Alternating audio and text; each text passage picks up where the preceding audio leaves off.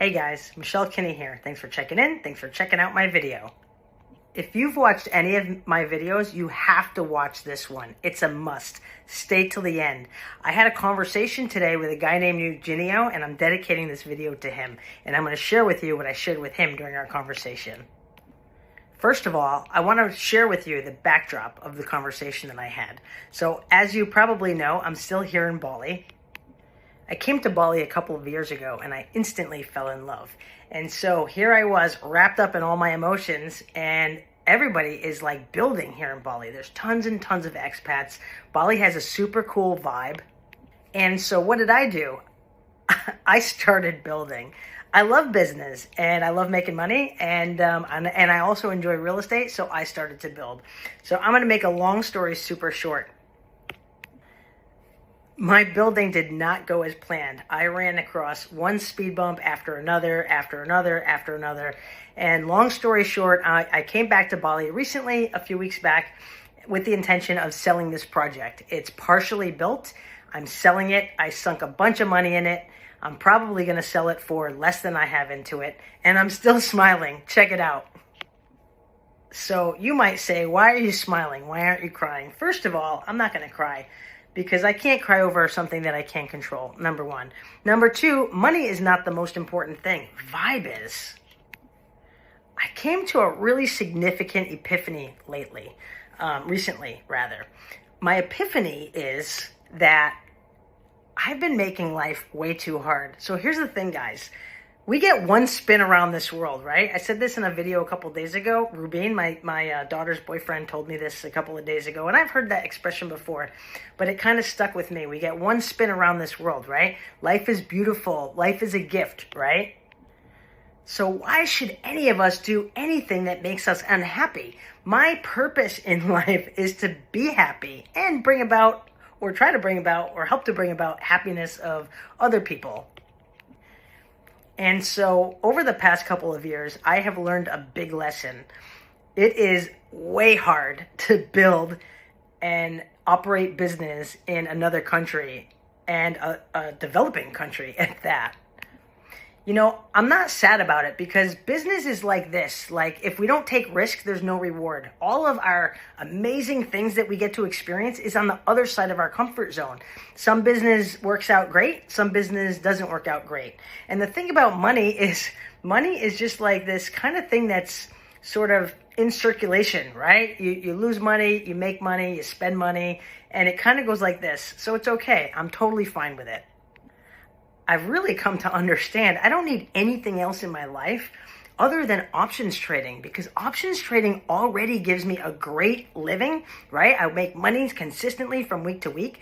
I've been able to, for years now, live the lifestyle that I create, right? And I don't need anything else. I don't need real estate. I don't need some other thing to kind of like occupy myself. And I've come to realize, like, I think it's innate in us, in maybe all of us, but for me for sure, that sometimes we make things way more difficult than what we need to. So that's kind of the backstory. Now, here I am this morning, because right now it's midday, Bali time, and I went to this real estate meetup this morning because I'm looking to sell this project. So this meetup had a bunch of other expats, Americans, and people from other countries who are living in Bali, building projects and doing real estate. So it's pretty cool. There's like 50 people there. And I met this guy, Eugenio. I don't know if I'm pronouncing his name right, but this video is dedicated to him. So we were talking about my project, and I don't even know what started us talking about options and trading. He had a Tesla hat on, right? And so here I am talking about options. I was talking about New York. I was talking about my project.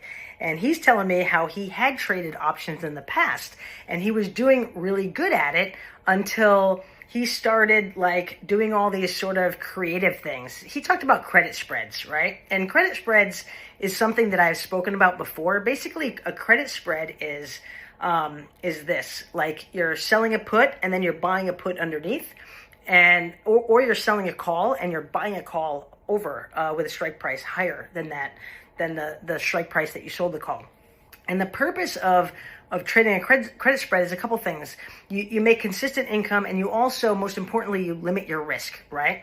So let me clarify that. And I do want to say you do want to watch this video to the end, because this is going to be an amazing video, packed full of information I know is going to help you, right?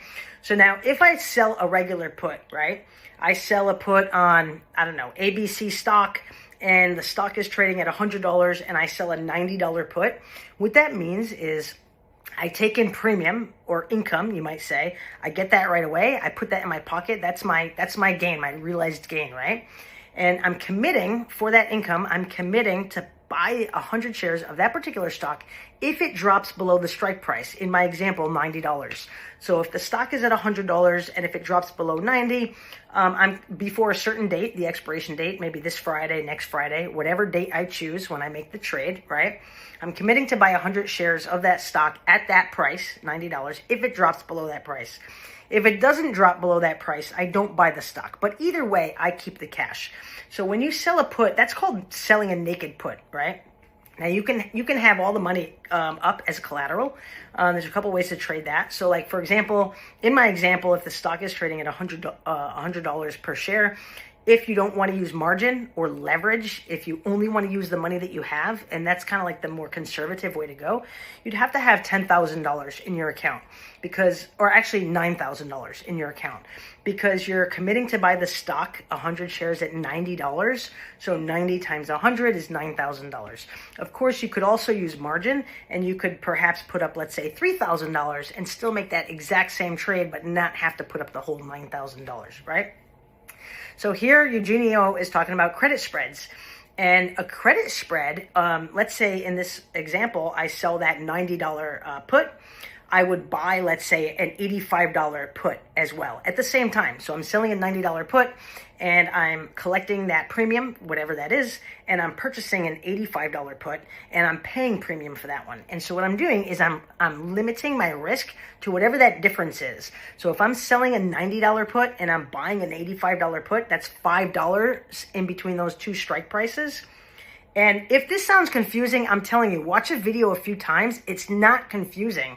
It just takes a little bit of time to like get the hang of it. It's kind of like learning a new language. Are you gonna, like, I don't know, walk into Spain and you know, you took some I don't know, Duolingo classes online and you're like this? No, it takes a little bit of practice. This is the same thing. So just stay with me and watch this video a few times, and that can help you, right? So the risk that I'm putting up if I trade a credit spread instead is $5 times 100 shares. It would be 500. So no matter what happens, here's the advantage of a credit spread. No matter what happens, the most I can lose is $500. Okay, so that's kind of cool. Here's a challenge, I would say, with a credit spread. It's kind of a little bit more involved to manage, right? Like, you have to pay attention to it a little bit more. You should close out a credit spread before the expiration, even if the price you think is going to close away from the not near your strike price. That's the reason why is really probably more geared toward a separate video, so it doesn't really matter the reason why. But my point that I want you guys to listen to is that it takes a little bit more management and finesse to trade a credit spread.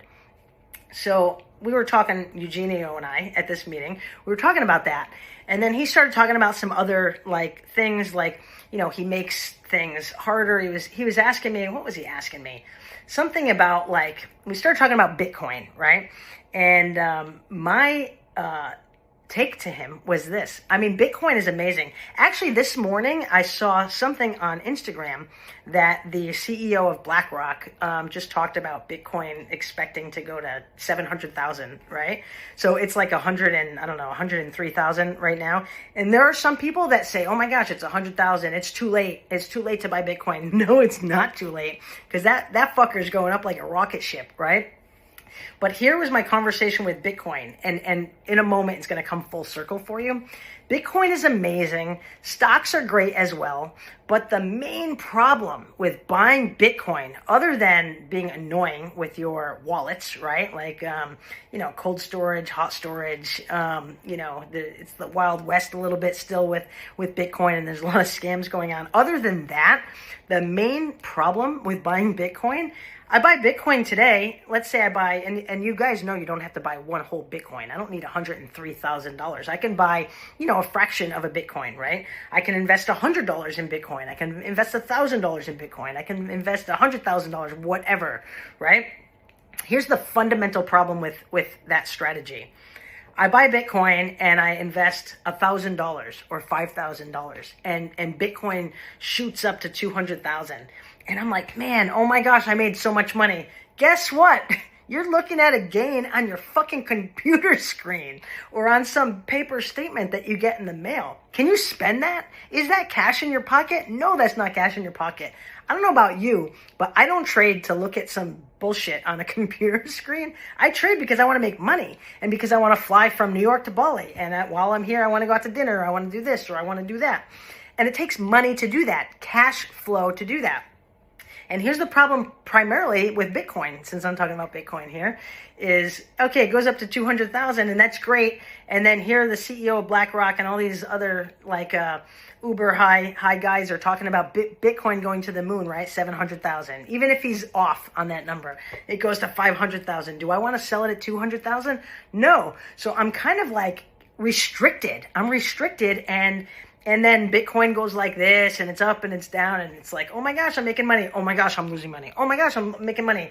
And what does that do? That creates like this, and I don't know about you, but for me, that creates like this internal, like friction, internal tension. Like, oh my gosh, I'm making money. Oh my gosh, I'm losing money. It doesn't even matter because the whole shit of it is unrealized.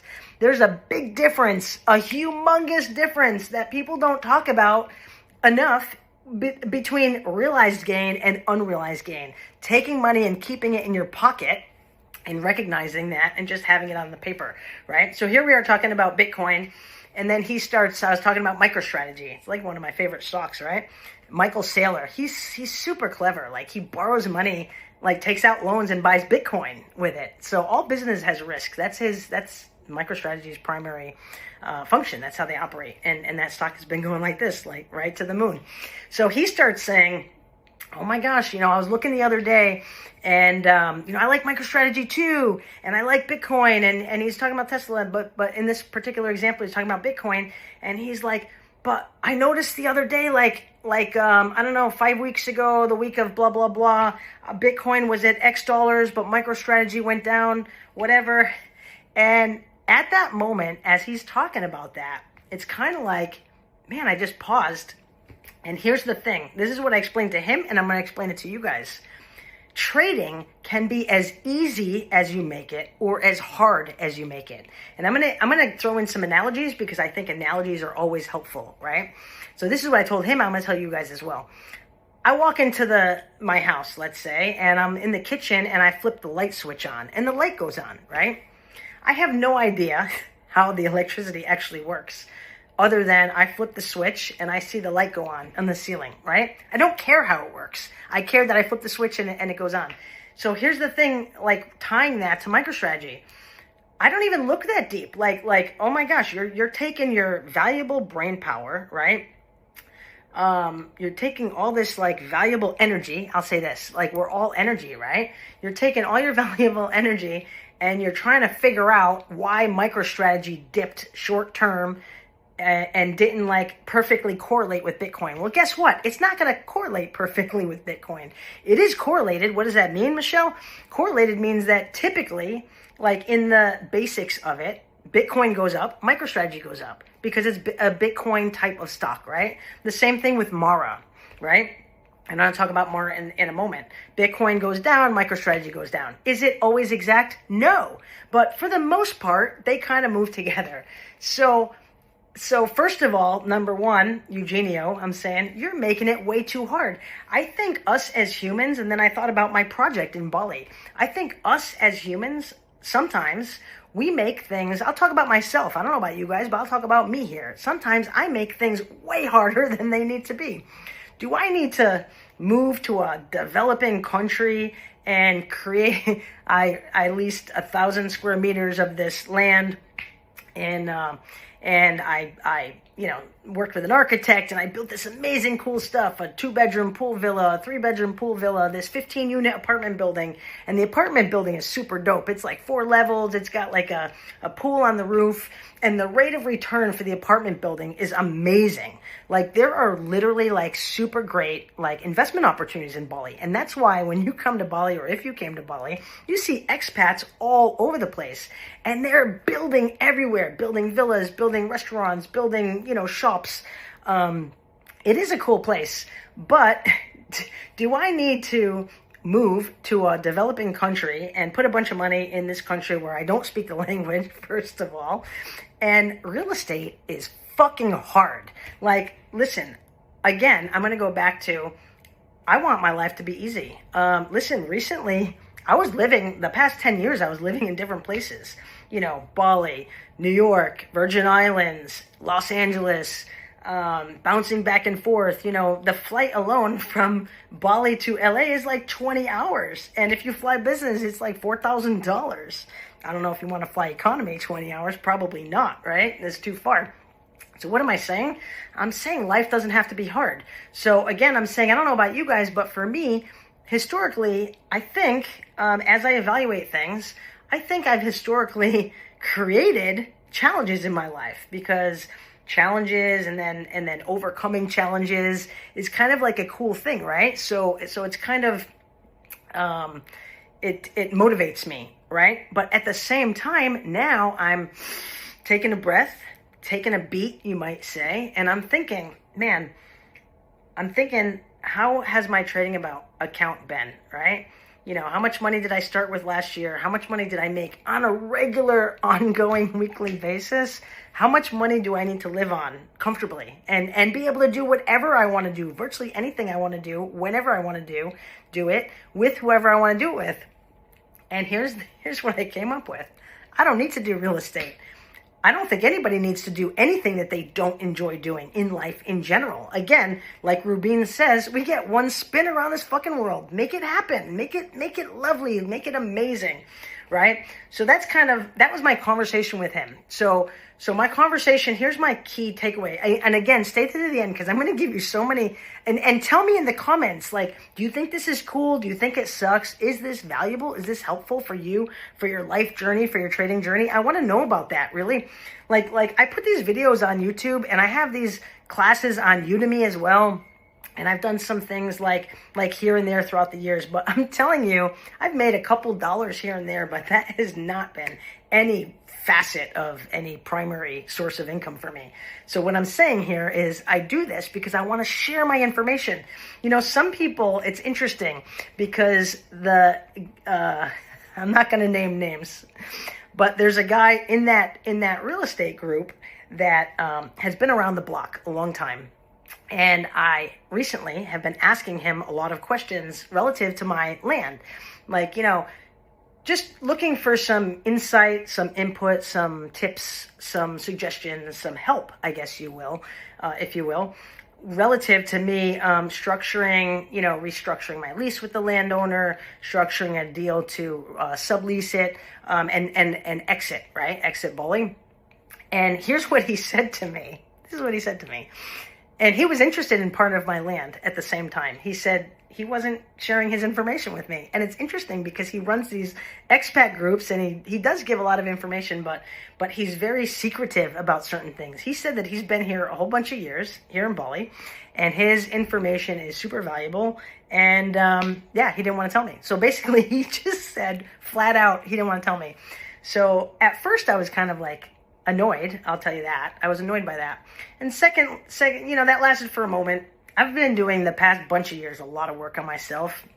And I have to say, I'm very proud of the fact that, my annoyance lasted a short period of time, and it turned into, we're all different people. We all have our own thoughts and beliefs. Our thoughts and beliefs are shaped by our experiences, which are all unique to one another. And if he doesn't want to tell me, it's all good, whatever. It's fine. But here's how I look at things. Here's how I look at business. Here's how I look at things in general. if I share this information like I'm talking to you guys now for free, and I'm putting it on my YouTube channel, I'm not making any money from it, right? I'm sharing this information because I genuinely want to help people. I do enjoy, in a selfish way, I do enjoy talking about this stuff, and I also want to improve my public speaking. I think that's always good to kind of keep up on that. But the basics is I do enjoy helping people, and here's the premise behind my belief system: your success does not and will never minimize my success. So there's no disadvantage for me to share all my information with you. Now, some of you might say, well, I've had a few messages recently. Sometimes, actually this morning, somebody texted, hey, can we spend some time when you get back in New York one-on-one? And then I had somebody else ask me a whole bunch of advanced questions recently, because as I put these videos on YouTube, and I have a Discord channel, and I chat with people that I meet along the way, right? People ask me about that. So I don't always have the time. I think it all comes down to time, mostly, and a little bit of interest as well. And I'm really hyper-focused on some other things right now, but I definitely don't have the time to, let's say, I'm going to sit down with some guy one-on-one for 3 hours, and we're just going to, I'm going to teach you options. No, I don't really do that. But not because I don't want to help anybody, just because my time is just super focused, and that's, I can't do something like that at this particular moment. But I do have these videos on Udemy. I have this whole course on Udemy. I think it's, I don't know, Udemy prices things, and they do these promotions and stuff like that. Personally, I make $5 when somebody buys a Udemy, my course online. So it's never been this giant moneymaker for me at all. And I've given that course for free to so many people. I've stopped recently giving that for free to people, because I've learned that oftentimes, even my friends or family, people just in general don't value something that they get for free. They just don't. So really, you can go on Udemy and you can pay $15. I think I get $5, and you could take this course. So yeah, I do have all these free things. But I guess getting back to my point, your success does not minimize my success at all. It doesn't even affect my success. So I have no restriction from sharing my information. So yeah, those are a bunch of epiphanies that I've had recently. Now I told you to stay to the end, because I want to pack in some really fantastic content. So this is what I was talking to the dude about this morning at the meetup, at the real estate meetup in Canggu. So, he was talking about covered calls. It was cool because I like talking to people that are already a little bit savvy about options. And I love talking about this stuff. Man, it makes it gets my excitement going. So we're talking about covered calls, and then we're talking about selling puts. And so I said to him, instead of doing these credit spreads, right? I'm going to give you a great idea with Bitcoin. And I know I've made a video on this before, but I'm going to say it again. So Mara, and as I say this, listen, I'm not a financial advisor. I'm not giving you investment advice. I'm just here to share what I'm doing and some great ideas, and I hope I can help people along the way. But you trade your own money, and your money is your own money. So you make your own decisions, and I'm not responsible for anything. This guy was saying, what if I give you a few dollars and you can invest it for me? No, I used to do that a long time ago. Those days are over. I've come to understand that money is a funny thing. Money makes many people in the world very emotional, right? If I make a bunch of money for you, you think I'm walking on water or something. And then something happens, maybe there's a temporary downturn, and there's a short-term, unrealized loss or something, and then all of a sudden I suck. So I don't, your money's your money, my money's my money, and that's it. I can help you, right, like I'm doing here, but I'm not trading for anybody. So I'm not giving you investment advice. So here we are. He's talking about credit spreads and how, he's making these things difficult, and why is MicroStrategy going down when Bitcoin's going up, and all these different things. You can make it hard if you want to make it hard. I don't want to make it hard. I don't want to be tied to my computer, especially let me lay out the land how it is when I'm in Bali here. So being here in Bali, the time difference is 12 hours to New York. So right now is, I don't know what time it is, because I don't have I think it's 1 o'clock in the afternoon or something. So it's 1 a.m. Eastern time. So the market opens in New York 9:30 a.m. It's 9:30 p.m. here. So the market is open 9:30 p.m. Bali time until 4 o'clock a.m. Bali time. Am I on my laptop? Somebody said to me recently, they texted me, they said, oh my gosh, when you're in Bali, you must be your sleep must be all messed up because like you're trading all night. No, listen, I don't trade because I want to like be attached to my computer screen. That does not happen. I don't do that. You know, the way I do it is like 9:30. It's not that late. Like usually I'm up and I look at the market. Maybe I put a couple trades in. Sometimes once in a while, like if I want to see something before the market closes at 4 o'clock, I might set my alarm. And I usually get up early anyway, honestly. So like this morning, I think I got up at 3:30. I don't usually set an alarm because I just don't live like that. But generally speaking, I wake up between, I would say, 5-ish plus or minus, so maybe 4 o'clock, maybe 3 o'clock, maybe 6 o'clock. So once in a while, I might set my alarm while I'm in Bali for like 3:30, and I want to like catch a couple things or maybe put a trade in before the market closes. But for the most part, I'm not attached to my laptop. I don't want to live that kind of lifestyle. It's not, for me, options is not about money. It is about money in the sense that it creates ongoing, weekly, consistent income that I can spend and support my lifestyle, basically. And I love that. I live such a blessed life. And I'm not saying that to brag, and I'm not trying to impress you. I'm trying to impress upon you. First of all, if I can do it, you can do it, number one. And number two, the purpose of me trading is like, I want to be able to do whatever I want whenever I want. Like, I want to be able to, I don't know, go to the pool or go to the beach or go shopping or whatever that might be. I don't want to be restricted by, okay, the market's open and I got to be at my laptop, right? So I don't live like that. Okay, so here we are. He's talking about credit spreads and MicroStrategy and Bitcoin. And here's the idea. Why you trade in Bitcoin? Not that trading Bitcoin is bad, because I'm a big believer in Bitcoin. I think that's going to go like a rocket ship to the moon, and it has been, right? But here's what you can do instead or in conjunction with that. And he's trading credit spreads. Forget about credit spreads. I mean, it could be good, and it is a very low risk way to trade, but it's also kind of a pain in the ass to do. And things that are a pain in the ass are not very sustainable. I gave Eugenio this example. Right? So this is the example I gave him that I think is really a good analogy. It's like fitness, right? Like I could make a plan to go to the gym every morning, right? From 6 in the morning till 9 in the morning, right? And I'm going to go to the gym and I'm going to do this and this and this, and I'm going to have rock hard abs and I'm going to be like super dope.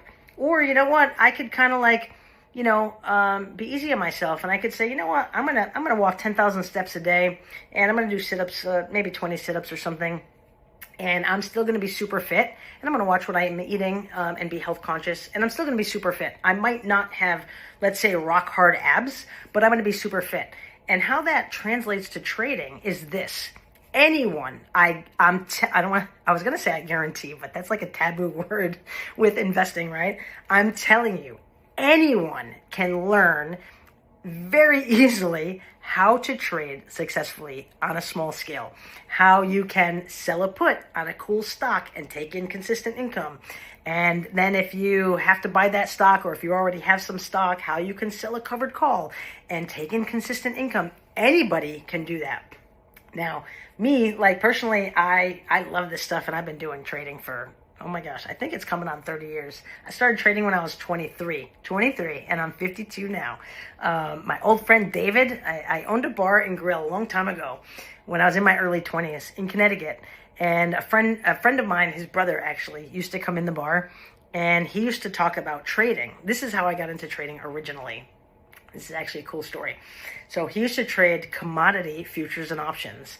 And at the time, I was 21 when I bought that bar. I've always been entrepreneurial.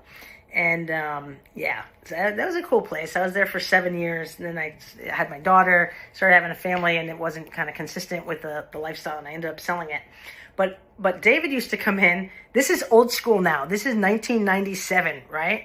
No joke. And he used to come in with like the Investors Business Daily. Any old school people watching this video? We didn't have computers. I used to like call the broker in Chicago and put my order in. Anyway, when David came in and told me about trading commodity futures and options, I was mesmerized at the beginning. Like, I did not grow up like that. I grew up kind of like, I would say probably like lower to middle class in Connecticut. I went to public school. My parents were like, I don't know, blue collar kind of people. I would classify them as, I didn't even know what stocks were. I had no idea what stocks were at all. So when David used to talk about trading and making money, and what first attracted me to trading was, oh my gosh, like I could actually make money and I don't have to like go to work somewhere or actually do something. So that was like what first attracted me to trading, right? And so, I forget. I think I lost my train of thought here for a moment. So I think what I was trying to say is anybody can trade. Like when it comes to stocks and selling a put and selling a covered call, those are very easy concepts. You don't have to be attached to your computer all day. You don't have to be like reading like charts or 10Ks for companies or anything like that. You pick a stock that you're familiar with, that you like, that you wouldn't mind buying, at some particular price. And you start from there. It's a very easy concept to learn. Now, me personally, I love this stuff, and I have been spending oodles of time programming like tools.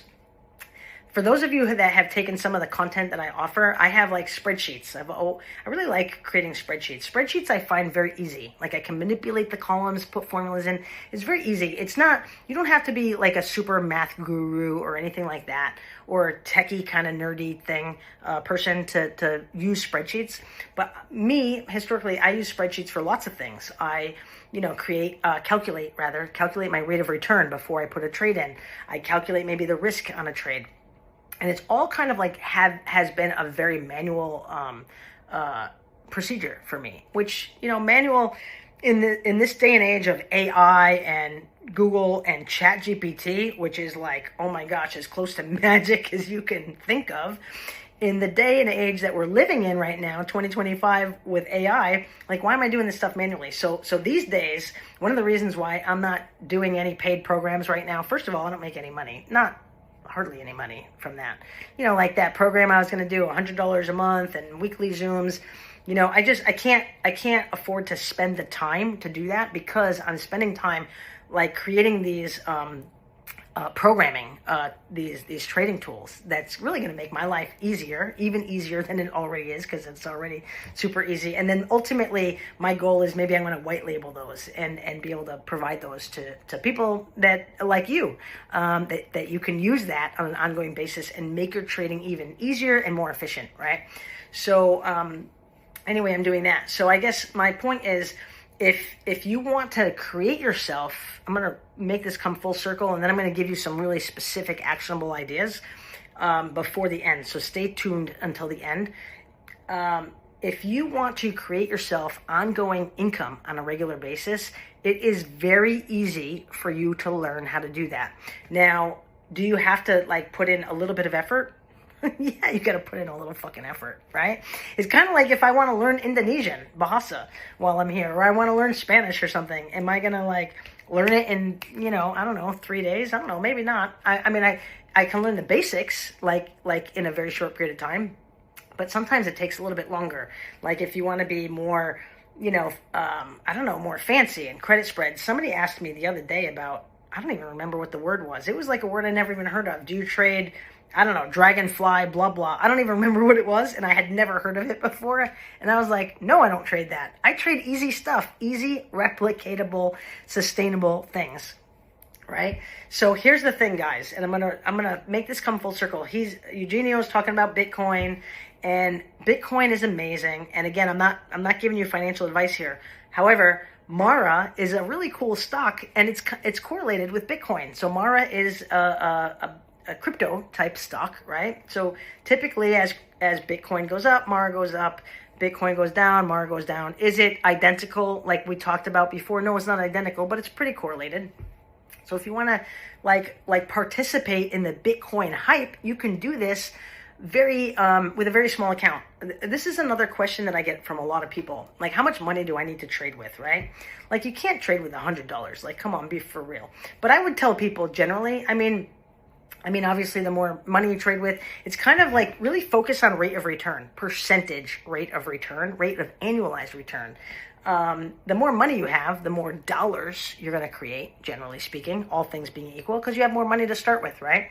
But the rate of return can be very similar. And so an idea for somebody who has, let's say, a smaller account, $2,000. I typically tell people you want like $2,000 at least to start trading, right? And here's a great idea for somebody that has $2,000, and you can actually have less if you want to use margin. So Mara, I think, I'm not looking at my computer screen at the moment, but I think it's like $16 a share or something like that. Actually, I'm going to pull up my computer screen. I'm going to give you exact numbers. Hold on 1 second. I'm going to hit pause. Okay, guys. So Mara closed yesterday. I guess yesterday, New York time, right? Or today, you might say. Closed today, New York time, at $16.32. Now, you can do this. You can sell a $16 put expiring this Friday. So right now, it's about to be Tuesday, I think. I think it's Monday night in New York because it's Tuesday morning in Bali. So you can sell a $16 put. Now, the price that it closed at, or that it's trading at, right, last traded at, is 40 cents. What that means is, okay, let's break it down. Simple. This is going to be amazing. Stay till the end, I'm telling you. So I'm selling a $16 put. Sounds confusing. No, it's not confusing. What it is I'm saying that I'm prepared to purchase 100 shares of Mara at $16 if the price goes below $16 between now and Friday. Right now it's $16.32, so it's slightly over, right? Now there is a 35% mathematical likelihood that's going to happen. Now, why am I talking about likelihoods? Likelihoods are important, and likelihoods are statistics, right? Statistics can be a big scary word that maybe intimidates people. It just means like how likely is something to do, right? Or to happen. And the reason why statistics are important, let me give you like a real world analogy. I pay for car insurance, every month. And what does the car insurance company do? I'm shifting the risk from me to the car insurance company, that if I smash my car, they're going to pay to fix my car, right? So I'm shifting that risk. For that shifting of risk, I'm paying them a premium, right? I'm paying them, I don't even know what my car insurance is every month. What's my car insurance? Like, I don't know, $1,000? I should know that answer, but I don't.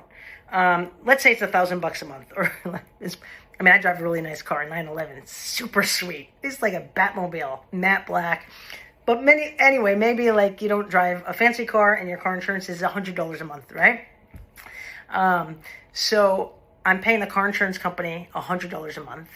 If I smash my car while I have my insurance with them during that term, right? Let's say my policy I take out today and it expires in 6 months, as an example. If I have an accident, they're going to pay to fix my car. They're going to pay for medical bills, whatever, right? What happens if 6 months come up and my car insurance comes up for renewal, but I didn't have an accident? Did they give me the money back? No, they don't give me the money back. I paid them money to shift the risk over to them. Options are the same thing. Now the insurance company, how do they charge $100 a month? Well, they're calculating what's the likelihood that I'm going to have to smash my car. How old am I? What's my driving record, right? Do I have tickets, speeding tickets? Have I had accidents in the past?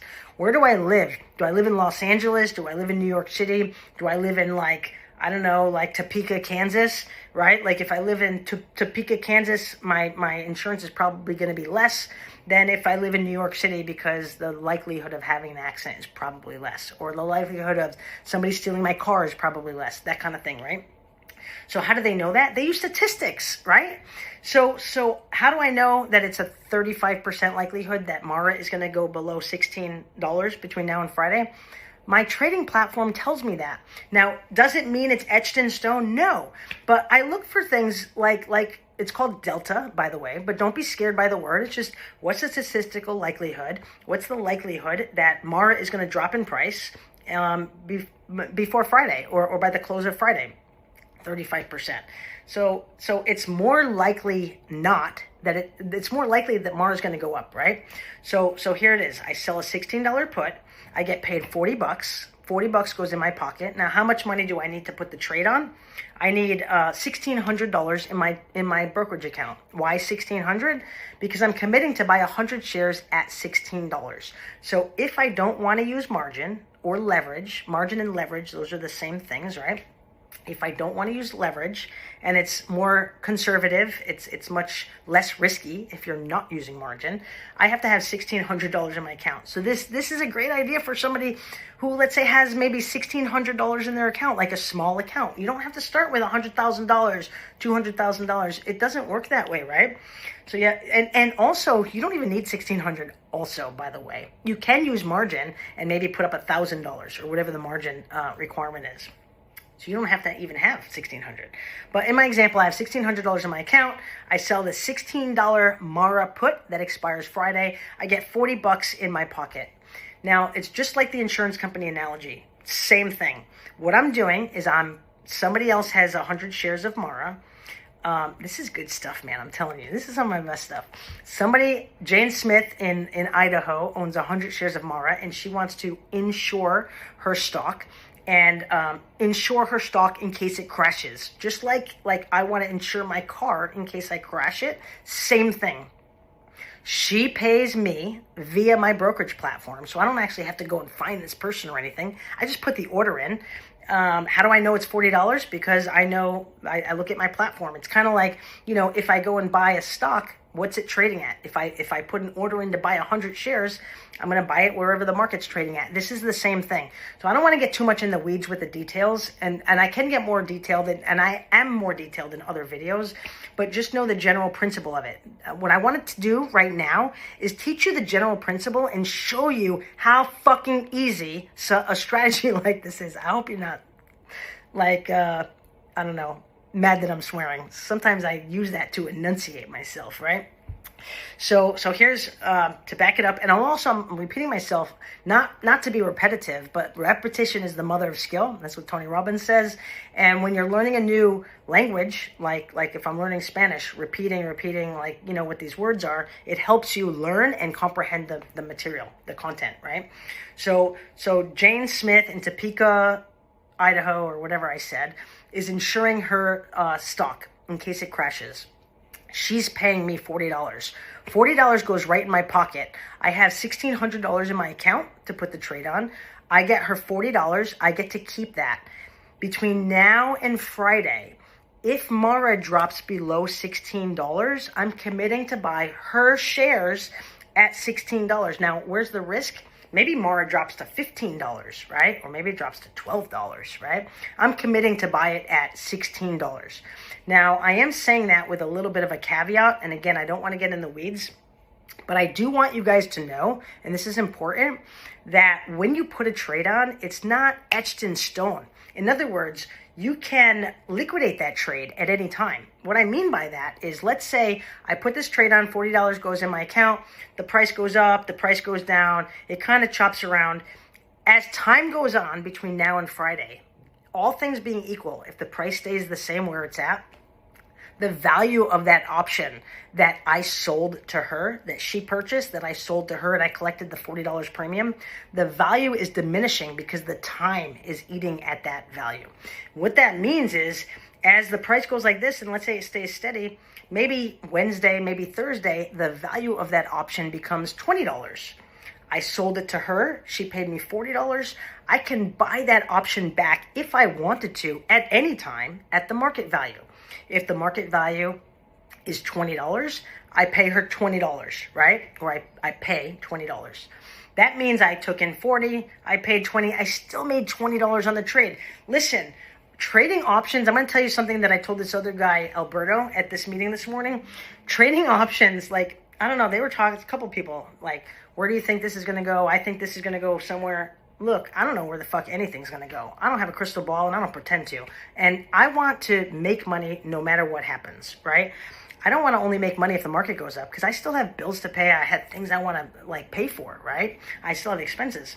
I want to structure myself where I make money, where I have the best likelihood of making money no matter what happens. And only in options trading can you literally make money, whether it goes up or down or sideways. What other job in the world can you be wrong at, let's say, on a consistent basis, but still make a ton of money? Only options trading. So options, as time goes on, all things being equal, the price of that option is being eroded. I can buy that back if I wanted to. Now, why would I want to do that? I don't know. Maybe in the next couple days, I get kind of skittish, and maybe I thought was okay with buying 100 shares of Mara, but maybe I changed my mind. I don't know. Maybe I'm okay with making just half the money on the trade that I initially made. There's lots of different reasons. So my point is, you guys have the flexibility to change that. Everybody, once you learn the fundamentals of options trading, I'm telling you, there is always that light bulb moment where you say, man, is this real? What am I missing? Like, why didn't I start this, I don't know, 10 years ago? I'm telling you, once it clicks for you, you will feel that way. Now, here's my conversation with Eugenio is, okay, so here's Mara, the example I'm giving you. So I sell this put for $16. Let's say Mara closes at $15.50, right, on Friday. I'm going to buy the shares at $100. What am I going to do on Monday? I'm going to sell a covered call against it. And right now, let me see what the calls are going for. $16.50, $50 approximately. So that means I got premium for committing to buy this stock. And by the way, I keep that premium no matter what happens. Just like the car insurance company, when I pay for car insurance, if I don't have a car accident, the insurance company does not return their premium to me, the premium that I paid. This is the same. I keep the premium that I get no matter what happens. That's my cash flow. That's what I'm living off of. So, and if I have to buy the stock, okay, I like Mara. I like Bitcoin. I like Mara. You know, it's like this. And I'm going to sell a call against it. What I'm going to do, I'm going to buy it at $16. Then I'm going to sell a $16 or a $16.50 call against it, expiring the next Friday. And I'm going to take in another $50, let's say. What am I doing by selling a covered call? I'm committing to sell my shares at a specific price. So after I have to buy the stock, let's say, I have the stock for $16. Now I'm going to sell a $16.50 call. That means between now and next Friday, I collect the premium, $50. Between now and next Friday, if Mara closes over $16.50, I'm going to sell my shares at $16.50. Well, that's cool. I paid $16. I sell them for $16.50. I made 50 cents per share. So what's that? $5 on 100 shares. But I also keep the premium. If it doesn't, let's say it goes like this and it doesn't close over $16.50, I keep my shares. I keep the premium also, and I sell another call next week. Rinse and repeat. That's all it is. So again, like Eugenio talking about, I don't know, like credit spreads, or, you know, why doesn't MicroStrategy track more accurately with Bitcoin? Or this guy Will the other day that messaged me, and I can't remember even the name of it. I think he was talking about, I don't even remember the name, but there are certain names for different types of trades, like, I don't know, selling this and buying this and all these to me, they're confusing. All these like confusing different ways to trade. You don't have to make it hard. It can be as hard as you make it, or it can be as easy as you make it. So that's my thing. That's actually, 47 minutes. I hope you stayed till the end, because I think there are tons of nuggets in there. I really encourage you, put some comments in here. I read these comments, and I personally respond to these comments. Like my video if it was helpful for you. Subscribe to my channel. I want to increase my subscribers. I think that just feeds my ego a little bit. Again, I don't make money from it. Maybe at some point I might be able to monetize a YouTube station. That might be kind of cool. But if you like my video, please like the video on YouTube here. And please subscribe to my channel for more cool videos. And if you want to see a video about a certain thing, put it in the comments and I'll make a video about that. Anyway, I hope this was incredibly helpful for you. I want to say thank you for your time and your attention. I wish you all the success in the universe trading. And yeah, cheers for now.